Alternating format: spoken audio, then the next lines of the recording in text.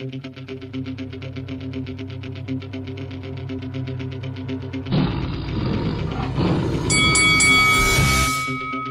this is Carl the Cobra Frutch, and you're watching Lights Out. This is Faisal for Lights Out, proudly sponsored by Spartans Law. We're here in Liverpool at the Lee Jones ABC Boxing Gym.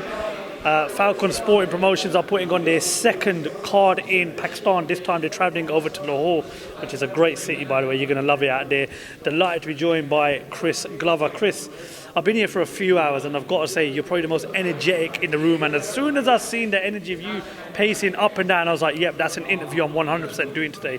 Firstly, thank you for having us here. How are you doing? Thanks for coming. No, I really appreciate you coming, and yeah, at the minute, like I said to you off camera, then when the lights come on and you've got your mates in the room and the boxing's going on, I change. I'm up for it. Do you know what I mean? And this is passion. This is I've been doing this a long time now, and it was never for money. It was never to be a star or anything. It was just to do something great in the sport that's given me a beautiful life, and that energy, that passion and that energy is what you see. It's natural. Well, I love your passion, I love your energy, and I love everything that you're about.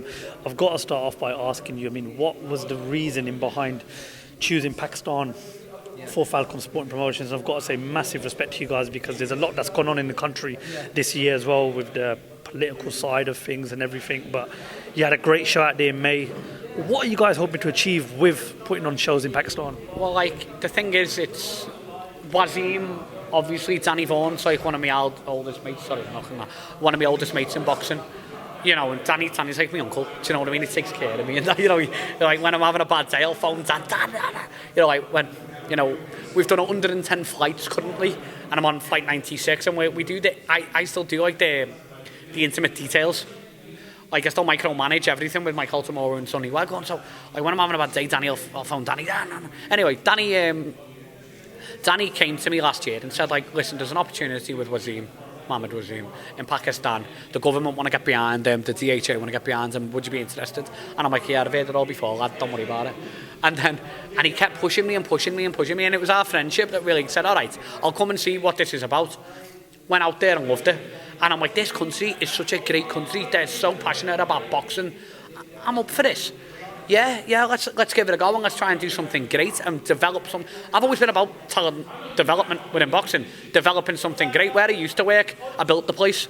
They're still using my list to try and sign fighters. It's dead cute, actually. I think it's flattering, thanks. But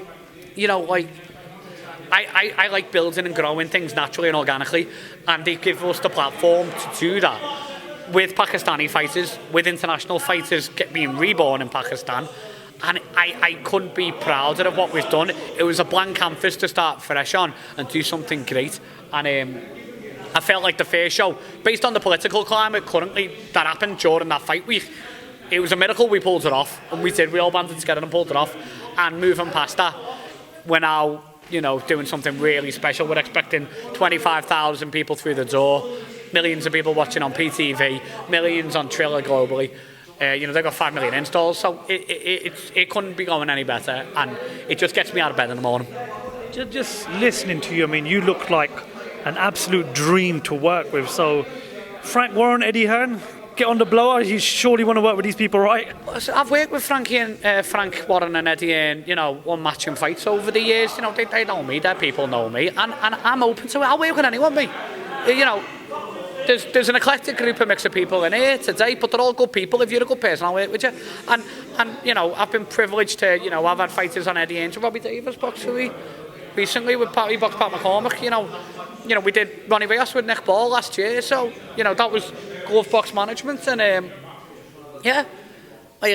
I'll work with anyone, mate. If they're a good person and if they're down the line, anyone can work with. I'll work with anyone, and I'll be privileged to work with the greats of boxing. I respect the sport.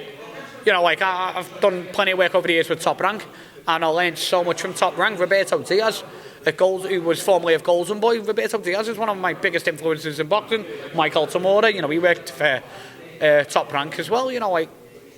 I've been educated by the best in this industry. I've had the best education anyone at 32 years old could have possibly wished for in the business. Look at who we've partnered in on this show. We've got Roy Jones Jr. and Manny Pacquiao, and and of course the WBA supporting us. You know, I've had an absolutely amazing education in this business. So to be able to work on that level of the people who educated me would be a privilege. Yeah, to continue to work on it. It's a privilege, it's a blessing, and I love it, yeah. I have to get your thoughts on something then, because it seems like you know a lot about the political side of the sport. Oh, yeah. Now, we've been truly blessed to have had two true heavyweight sensations over the last 10, 15 years in this sport in Tyson Fury and Anthony Joshua. I'm pretty sure you agree with me when I say we're all crying out for that fight, even though they are getting sort of like towards the end of their career right now. Why has that fight, in your opinion, not been able to have been made? Probably because you've got two very unique brands in Tyson Fury and Anthony Joshua who appeal to two different sets of the public, who command two different things, two different terms and conditions from a promotion. Basically, their egos are too big. AJ has sold out Wembley on his own. Tyson sold out Wembley on his own. So to get two teams to work together in order to do that, the only way to do it is throw an insane amount of money at it, which Turki Al-Sheikh has the capabilities of doing. And I think, by the way, what Turki Al-Sheikh's doing for boxing is absolutely fantastic. We're doing it on a very smaller level in Pakistan, but it's based on those inspirations. But we're just making it work on a budget. You know, and it's a nice budget, but it's obviously not Saudi budgets. But you've got to have a massive amount of money for that fight to happen, or it doesn't happen simply. But I think it's the terms and conditions. Like, I'll reference Tony Bellew and David Hay. Bellew was an inspiration to me and still is to this day. And David Hay was a fighter I grew up watching, and I like David Hay. It's not personal, but it was like, he's got to walk second. We've got to wear this type of gloves. You know, what's the payout? Where's the escrows? Who's getting paid what? What's the ticket split? What's the pay-per-view splits? It's those elements of boxing and terms and conditions of a fight being negotiated that with Tyson Fury, two brands like Tyson Fury and Anthony Joshua, and all the people in the middle, who gets what promoter's getting what split. You know, is Tyson Fury still under contract with Top Rank? Who knows? I don't know. What's AJ's situation with Matchroom? It's so complicated, that fight, in order for it to happen. It will take months and months of negotiations and an insane amount of money. So that's why it's not happening. As a fan of the sport, do you believe the fight will happen? Yes. And when it does happen, fingers crossed it does, who wins and how? Tyson Fury. It's a great fight. I think it happens. He's in the gym, and I know he's saying he's retiring, but that's just driving prices up, mate. Smart move. And he's a smart man, Tyson Fury. He's a very, very smart man. I think stylistically, Tyson has still got enough in the tank. And he's only lost to, for me, a generational talent and a fighter that I put as my pound for pound number one in Alexander Usyk. You put him in any weight class at any time and he'd be world champion. He's a fantastic fighter. He's got a Mamba mentality like Kobe Bryant had, except he can fight. Do you know what I mean? He's got that. He's a generational talent. He's got like that Ali mentality, and there's no shame in coming up short or someone like that. And I think Tyson Fury is still number two, and I think he would just catch Joshua. It'd be a great fight though. Chris, before I let you go, I'm going to give you one task. I'm going to give you the mic. Yeah. I want you to look into that camera. Yeah. Tell us why we need to tune into this show. Tell us what this show is going to offer to the boxing public, and more importantly, give us as much information as possible about the show. So you've got to tune in from November the 26th to November the 29th. 4 nights of boxing with an eclectic mix of the future of Pakistan boxing, former world champions, fighters who will go on to fight for world titles, and a Pakistan superstar main eventing.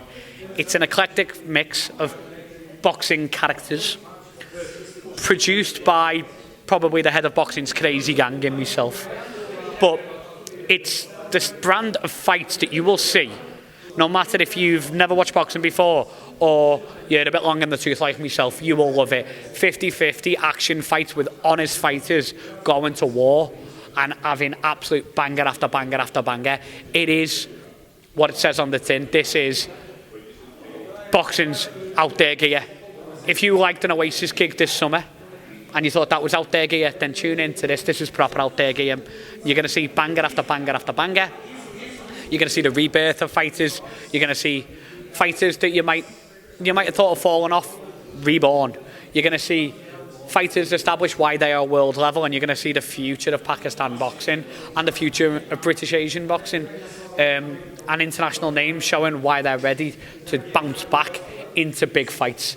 It's got everything that you can want from nights of boxing, and it's filled with passion and a bit of eccentricity, which one of the great fighters of Liverpool, Paul Smith, said to me the other day, "When you're a bit eccentric," and we're all eccentric, and it's got that eccentricity value that makes it unique, that makes it different, and that makes it must-see TV. Thank you. Thank you for your time, Chris Glover. An absolute pleasure for you, and thank you for having us down today. Thank you for coming up, mate, and I really appreciate your support on the show. Thank you so much.